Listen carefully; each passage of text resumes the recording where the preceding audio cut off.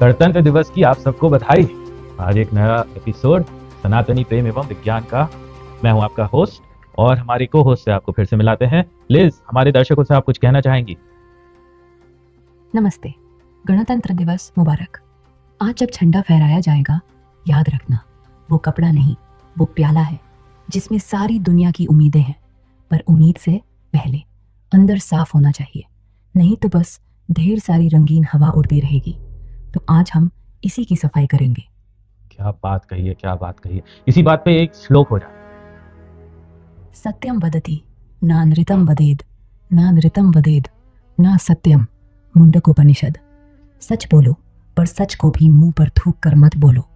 मीठा करके बोलो, क्योंकि झंडा तो बस हवा में लहराएगा, पर सच्चाई का जड़ जमेगी या नहीं, वो तुम्हारे अंदर है। ओ, क्या बात कह दी यार। मतलब क्या बात कह दी, ये तो हम भी कभी ढूंढ ना पाते। और आज ये बात बहुत ज्यादा मतलब एक तरीके से अप्लाई होती है। स्टार्ट करने से पहले मैं अपने कुछ व्यूअर्स को थैंक यू बोलना चाहूँगा, जिसमें कि सबसे पहले है हमारे दोस्त अमेरिका से, उनका नाम है भाविन। उन्होंने बड़ी प्यारी बात कही मुझसे। और मतलब अब क्योंकि वो हमारे दोस्त हैं, हमें चाहते हैं तो ये बात कह सकते हैं, पर हो सकता है कल बाकी भी बोलें। भाविन ने बोला कि तुम तो अब पालकी शर्मा को कंपटीशन दोगे। मैंने बोला भाई अभी ये आपका प्यार है तो मैं उसको एक्सेप्ट कर लेता हूँ, और आप जैसे लोगों के कारण ही ये करने में मज़ा आता है, उसके लिए मैं तहे दिल से शुक्रगुजार हूँ। फिर हमारे मित्र हैं हार्दिक जी और दीपू भैया, उन लोगों ने भी बड़े प्यारे शब्द बोले। उन्होंने कुछ फीडबैक दिए हैं जिनको मैं फिर से अप्लाई करने की कोशिश कर रहा हूँ। निशांत जी ने कुछ फीडबैक दिए हैं, उनकी भी कोशिश रहेगी। आर्यन मिश्रा अंकल ने भी कुछ बातें समझाई, तो उनके टॉपिक को भी आज मैं कवर करते हुए ये एपिसोड बनाने वाला हूँ, जिसकी शुरुआत हम हमेशा एक ही तरीके से करते हैं, वो है खबरें दुनिया भर की।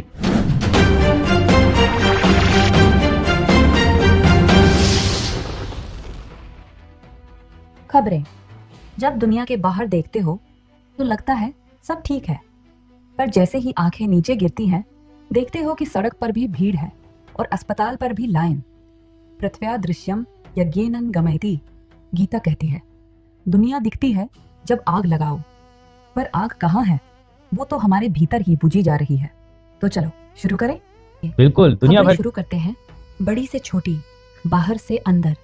सबसे पहले इंडिया की। देश में आज गणतंत्र दिवस है, पर साथ ही एक और खबर है। अर्थव्यवस्था की रफ्तार थोड़ी सुस्त पड़ी है। महंगाई कम हुई है, पर रोजगार अभी भी कम है। युवा पढ़ लिख कर बाहर जा रहा है। ये मतलब कि हमारा सबसे बड़ा संसाधन, हमारा दिमाग, बाहर जा रहा है। अब मध्य प्रदेश की। यहाँ की खबर है कि पिछले कुछ महीनों में किसानों की आत्महत्या फिर बढ़ी है। सूखा नहीं, कर्ज है। फसल बीमा आता है, पर देर से। बिजली महंगी, पानी कम। और सबसे बड़ी बात, युवा शहरों की तरफ भाग रहे हैं, गांव खाली हो रहे हैं। और अब भोपाल की। हमारे शहर में आज परेड होगी, भाषण होंगे, मिठाई बंटेगी, पर उसी भोपाल में गैस कांड के पीड़ित अभी भी इंसाफ की एक फाइल के इंतजार में हैं। झीलें गंदी हो रही हैं, ट्रैफिक बढ़ रहा है, और हवा में वो पुराना जहर अभी भी घुला हुआ है, बस अब नाम बदल गया है। PM 2.5 कहते हैं। अब इन तीनों को जोड़िए। इंडिया की अर्थव्यवस्था तब मजबूत होगी जब गांव मजबूत होंगे। गांव तब मजबूत होंगे जब मध्य प्रदेश जैसे राज्यों में किसान और युवा रुकें। और मध्य प्रदेश तब रुकेगा जब भोपाल जैसे शहर साफ, न्यायपूर्ण और रहने लायक हों। यानी जो भोपाल की झील में कचरा डाला जा रहा है, वो सीधा देश की GDP को प्रभावित कर रहा है। जो किसान आज कर्ज में डूब रहा है, उसकी चीख कल दिल्ली की संसद तक पहुंचेगी। और जो युवा आज भोपाल से बैंगलोर भाग रहा है, वो कल विदेश जाएगा और हम कहेंगे ब्रेन ड्रेन। तो फर्क सीधा हम पर पड़ता है, हमारी सांस पर, हमारी जेब पर, हमारे बच्चों के भविष्य पर। गणतंत्र दिवस सिर्फ झंडा फहराना नहीं, ये याद दिलाना है कि आज़ादी तब पूरी होगी जब भोपाल का पानी साफ होगा, मध्य प्रदेश का किसान हंसेगा और इंडिया का युवा यही सपने देखेगा। सबसे पहले डावोस का वर्ल्ड इकोनॉमिक फोरम। इस साल का मीटिंग 19 से 23 जनवरी तक चला। थीम थी a spirit of dialogue. Record संख्या में लीडर आए, 60 से ज्यादा देशों के हेड्स ऑफ स्टेट। ट्रंप ने स्पेशल एड्रेस दिया, अपनी इकोनॉमिक अचीवमेंट्स बताई, नेटो पर बात की और ग्रीनलैंड को लेकर बड़ा ड्रामा। पहले टैरिफ की धमकी, फिर बैक डाउन करके डील का फ्रेमवर्क अनाउंस किया। एआई गवर्नेंस पर नई कमिटमेंट्स हुई। ग्लोबल इकोनॉमी में अनिश्चितता की बातें। 53% इकोनॉमिस्ट्स को 2026 कमजोर लग रहा है। कुल मिलाकर नई डील्स, जियोपॉलिटिक्स की टेंशन और ढेर सारे सवाल बाकी। अब अमेरिका। ट्रंप एडमिनिस्ट्रेशन की इमिग्रेशन पॉलिसी जोरों पर। बड़े ऑपरेशंस चल रहे हैं। मिनियापोलिस में फेडरल एजेंट ने एक अमेरिकी सिटीजन को गोली मार दी। प्रोटेस्ट भड़क गए। आईसी डिटेंशन में मौतें बढ़ी हैं और ग्रीनलैंड टेंशन के बीच पावर आउटेज भी वहां। कुल मिलाकर बॉर्डर सिक्योरिटी और इमिग्रेशन पर कड़ा रुख। दुनिया भर में बाकी। यूक्रेन रूस टॉक्स की उम्मीद। आर्कटिक में टेंशन ग्रीनलैंड की वजह से और ग्लोबल ट्रेड में शिफ्ट। ये सब जोड़िए तो लगता है ऊपर से डायलॉग की बातें, नीचे जमीन पर टेंशन और अनिश्चितता। अब बोलिए, इससे हमें क्या फर्क पड़ता है या आगे बढ़े? तो ट्रंप ने कनाडा को भी धमकी दी है टैरिफ के नाम पर कि अगर उसने चाइना से ज़्यादा ट्रेड किया तो उसके खिलाफ खड़े होंगे।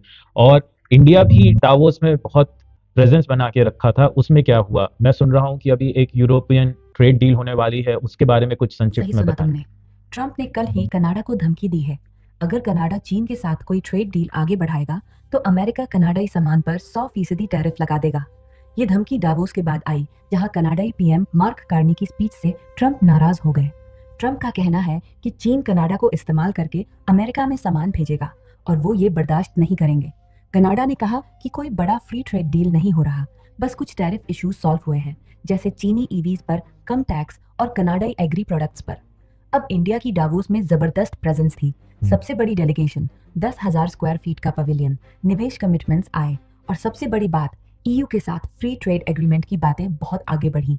उर्सुला वॉन डेर लेयन ने खुद कहा कि हम ऐतिहासिक डील के कगार पर हैं। इंडिया को ग्लोबल ग्रोथ का स्टेबल एंकर बताया गया और वो यूरोपियन ट्रेड डील, यही इंडिया ईयू एफटीए है।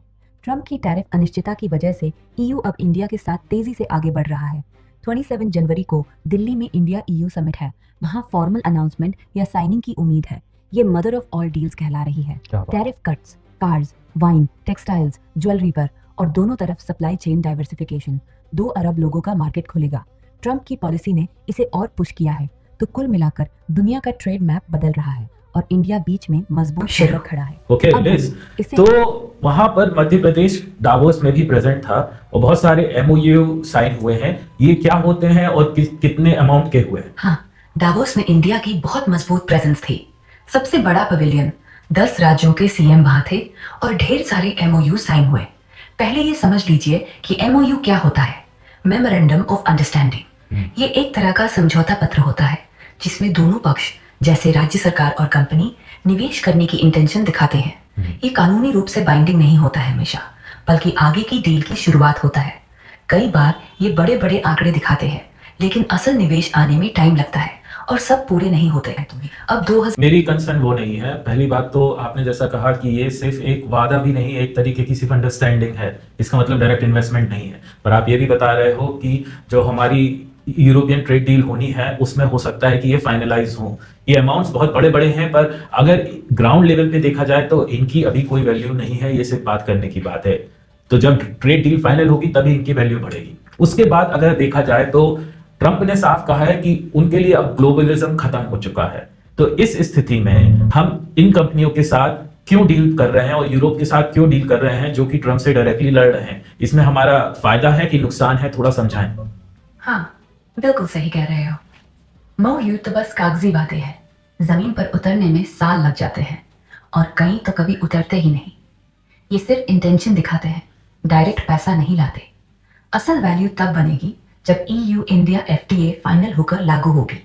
तब टैरिफ कम होंगे, मार्केट एक्सेस आसान होगा और कंपनियां सच में निवेश करेंगी।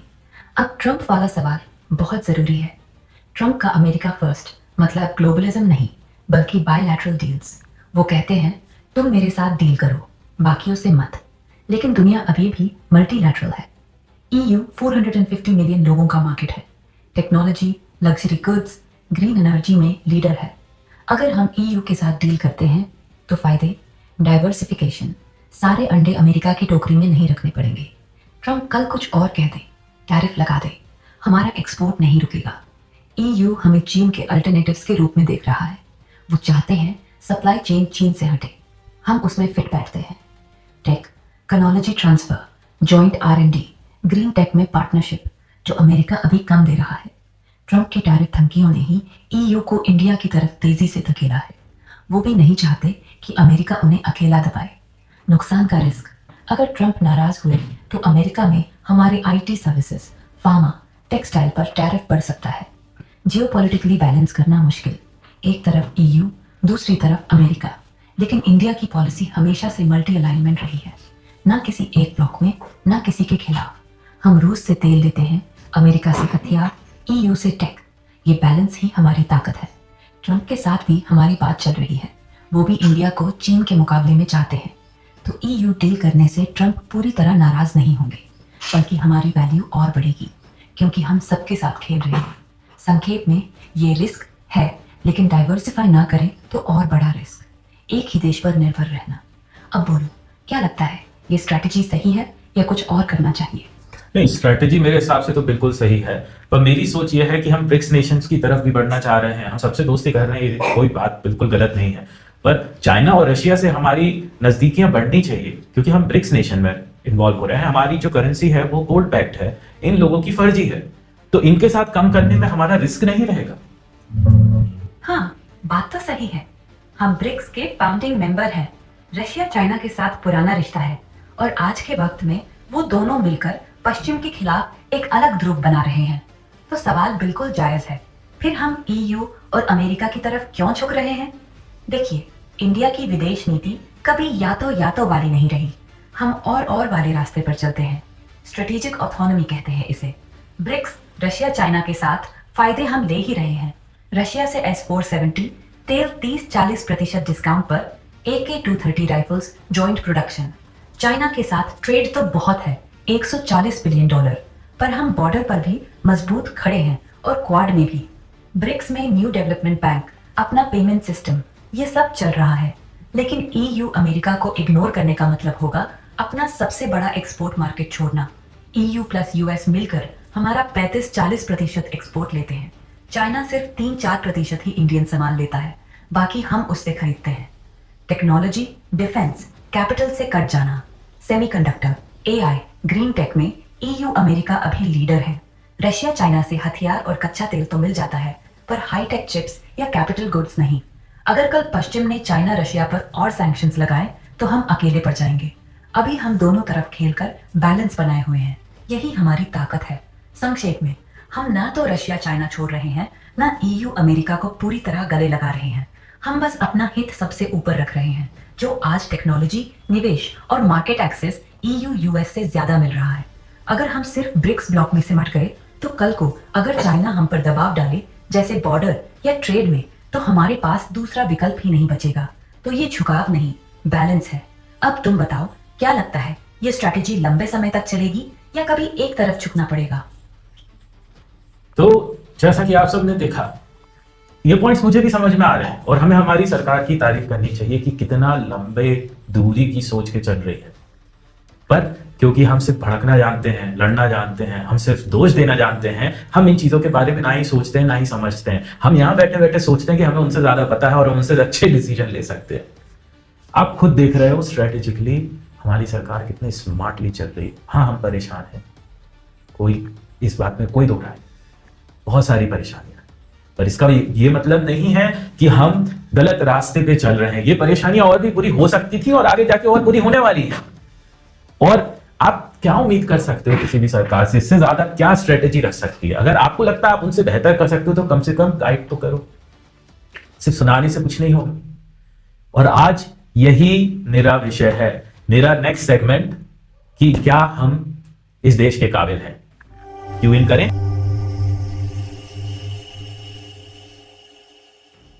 ये देश को गाली देना, देश के लिए बुरा बोलना बहुत लोग करते हैं, बहुत आसानी से करके चले जाते हैं। हम ये कहते रहते हैं देश ने हमें क्या दिया, पर हम ये कभी नहीं कहते कि हमने देश को क्या दिया।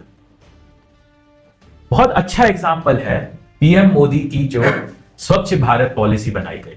पॉलिसी अच्छी है, वो लोग काम भी कर रहे हैं, पर नदियां, नाले, शहर, गलियां अभी भी गंदी हैं। तो इसके लिए हम सरकार को दोष दें कि खुद को दोष दें? दुनिया में हमारा मजाक उड़ता है, आप चाहे मानना चाहो या ना मानना चाहो। शो की शुरुआत मैंने इसी बात से कही थी कि सच सबसे जरूरी होता है, मुझे नहीं पता, अब रिकॉर्डिंग हो गई ना चालू। Okay, take 3। तो हमारा नया सेगमेंट, आज का सेगमेंट, तो हमारा अगला सेगमेंट कुछ कड़वे सच। मैं अक्सर लोगों को ये बोलते हुए सुनता हूं कि इस देश ने हमारे लिए क्या किया, हम इतने परेशान हैं, इतने तकलीफ में हैं, महंगाई बढ़ रही है, बीमारियां बढ़ रही हैं, और हम सिर्फ एक ही उसको कोसते हैं, वो है सरकार। मैं आज आप सबसे ये पूछना चाहता हूं कि जब आप ये कहते हो इस देश ने मेरे लिए क्या किया, कभी आपने खुद से पूछा है कि मैंने इस देश के लिए क्या किया? एक बड़ा अच्छा एग्जांपल देता हूं, स्वच्छ भारत। पीएम ने बड़ी अच्छी पॉलिसी स्टार्ट करी, नहीं करी, पर उसके बाद भी सारी नालियां, सारे नदियां, सारी गलियां सब गंदी हो रही। आखिर क्यों? ऐसा तो है नहीं कि सफाई वाली गाड़ी नहीं आ रही, ऐसा तो है नहीं कि लोग सफाई नहीं कर रहे, मैंने खुद देखा है। तो फिर ये हालत क्यों? क्योंकि इस देश का नागरिक ऐसा है, आप उसको समझा ही नहीं सकते कि यहां मत फेंको। कचरे का डब्बा होगा, उसके बाजू में फेंक के चले जाएंगे, तो इसमें सरकार क्या कर लेगी भाई? अब क्या चाहते हो? डंडा लेके आपके सर पे बैठा रहे, पूरे टाइम कैमरे लगा के रखे रहे, आपको फाइन लगाता रहे? क्या करे सरकार? प्रेशर दुनिया का है। मैं ये नहीं कह रहा कि वो सब अच्छा कर रहे हैं, गलतियां सबसे हो रही हैं, इंसान हैं, हमारे यहाँ सिस्टम में बहुत सारी प्रॉब्लम्स हैं, पर उनको बढ़ाने वाले भी हम ही लोग हैं। हम ही लोग तो उस सिस्टम में काम कर रहे हैं। कौन उसको सही करने की कोशिश कर रहा है? सिर्फ कोसना जानते हैं। रास्ते हैं, पर आप मिलकर सही करने की चाहत तो रखो। अब आप बोलते हो कि हमको विदेश से यहाँ पे टूरिज्म बढ़ाना है, लोग ही नहीं आ रहे। भैया क्यों आएंगे? कचरे की फोटो लेने आएंगे, यहाँ पर मंदिरों में आएंगे, क्या देखने आएंगे? भीड़ भड़क्का, किस तरीके से हम बिहेव करते हैं, मतलब किस, आप ये बताओ इस देश में देखने लायक है क्या? एक बार मुझे समझा दो। हमारे मंदिर हैं, वो हमें मतलब हमारे पूर्वज दे गए, हमने तो नहीं बनाए। हमने जो बनाए अच्छे बने, चलो कुछ नए अच्छे बने, पर जो देखने लायक है, चाहे खजुराहो हो, चाहे अजंता एलोरा हो, ये सब पहले से थे। हमने क्या ऐड किया? ताजमहल कोई और बना के गया, अब एक ऐसा शासक आया है जो नई चीजें बना रहा है, राइट? पर हम उनकी क्या हालत कर रहे हैं? ट्रेन बनाओ तो ट्रेन तोड़ देते हो, उसमें गंदगी मचाते हो। भैया आप फर्स्ट क्लास के टॉयलेट में भी नहीं जा सकते। तो अगर कोई बाहर से घूमने आएगा तो भैया क्या रोक के बैठा रहेगा पूरे दिन? कब सुधरेंगे हम? हम अपने देश को यूरोप से कंपेयर करेंगे, अमेरिका से कंपेयर करेंगे, पर हम क्या कर रहे हैं उसको वैसा बनाने के लिए? कोई तो इस बात की जवाब दो मुझे। सिर्फ और सिर्फ सरकार को कोसते रहो। ऐसे में ही बाहर की ताकतें आकर आपको उकसाकर देश में फूट डालकर राज कर कर 2 बार चली गई। अब भी नहीं सुधरे, कब सुधरोगे? हाँ? बताओ मुझे, कब सुधरोगे? हम कैसे टूरिज्म लाए? मतलब हम कुछ भी अच्छा बनाते हैं तो तोड़ने आ जाते हैं। अच्छा, उसके ऊपर से क्या है, बाहर से जब इंसान आएगा तो उसको चाहिए एक्साइटमेंट, उसको चाहिए एडवेंचर। भैया डर के मारे आप लोग एक सड़क तो ढंग से क्रॉस नहीं कर पाते हैं। जेट स्की कैसे चलाओगे? कैसे पनडुब्बियां लाएं? मतलब आप हमें समझाओ कि आखिर क्या स्ट्रेटेजी हो कि हमारा देश भी दूसरे देशों की तरह हो जाए। हर चीज में सरकार डंडा लेके नहीं आ सकती, कुछ खुद भी तो कर सकते हैं ना। आप अच्छे होटल बना सकते हो, हॉस्पिटैलिटी तो है ही नहीं इस देश में। नमस्कार करोगे, बड़े प्यार से खिलाओगे, और खिलाओगे क्या? जहर, तुरंत गैस बनेगी, आदमी परेशान होगा, हॉस्पिटल में जाएगा, यहां से भाग जाएगा। मेरे बहुत सारे दोस्त हैं, बहुत सारे दोस्त जो बाहर रहते हैं, आते हैं और 1 महीने में लपेट के सब वापस चले जाते हैं। बोलते हैं हमसे अब यहां रहते नहीं बनता, हमें आदत ही नहीं रही, हम यहीं पले बड़े हुए थे, पर हमने जब से बाहर देख लिया है तो अब हमसे नहीं होता। मेरे साथ भी यही हुआ था, मैं झूठ नहीं बोलूंगा। मैं अपनी मर्जी से वापस नहीं आया था, मुझे आना पड़ा। उसके बहुत सारे कारण हैं, कभी खुल के बताऊंगा। पर दैट बीइंग सेड, अगर देश को बेहतर बनाना चाहते हो, अपनी जिंदगी को बेहतर बनाना चाहते हो, शुरुआत आप ही से होगी। आप ही आईएएस हो, आप ही आईपीएस हो, आप ही वो बाबू हो जिसकी हम कंप्लेन करते हैं। हम उन्हीं में से आते हैं, वो हमारे ही पड़ोसी होते हैं। तो अगर कोई आदमी बुरा है तो उसकी चापलूसी नहीं करना है, उसे सही रास्ते पे पहुंचाना, उसे क्रिटिसाइज करना, उसे रोकना है। अगर कोई घूस लेते हुए पकड़ा जाता है तो उसे उस हालत बना देना है कि वो गलती दोबारा कोई और ना करे। समझें इस बात को, हर चीज आपसे शुरुआत होगी, सरकार से नहीं। तो अगर आप कुछ चाहते हो तो पहले खुद को बदलो। और इस पे लिज आप कुछ कहना चाहेंगी तो अब आपका मौका है। श्लोक है, उद्धव रदात्मन नाथमानम वसादयत। गीता। खुद को उठाओ, खुद से गिरने ना दो। सरकार आती है, सरकार जाती है, पर तुम्हारी चुप्पी, तुम्हारी चाल, वो हमेशा रहती है। जब तुम प्लास्टिक उठाओगे, जब तुम वोट को बेचोगे नहीं, जब तुम घूस देना बंद करोगे, वो दिन, वो देश खुद चलने लगेगा। तो बदलाव का पहला कदम तुम्हारे जूते की मिट्टी से निकलेगा। वो तेरी क्या बात कर रही है ये। आप समझो, कंप्यूटर भी आज आपसे ज्यादा जानता है कि आपके लिए क्या अच्छा या बुरा है। और इसी के साथ, क्योंकि अब मुझ में और सुनने की क्षमता नहीं है, मैं आप सभी का फिर से धन्यवाद करता हूं कि आपने मुझे समय दिया। उम्मीद करता हूं आपको मजा आया। एक अलग सेगमेंट, एक अलग बात, और फिर मिलते हैं यहीं पर दोबारा। नमस्कार, जय हिंद, सत श्री अकाल, और शपथ है, एंजॉय योर गणतंत्र दिवस। बाय।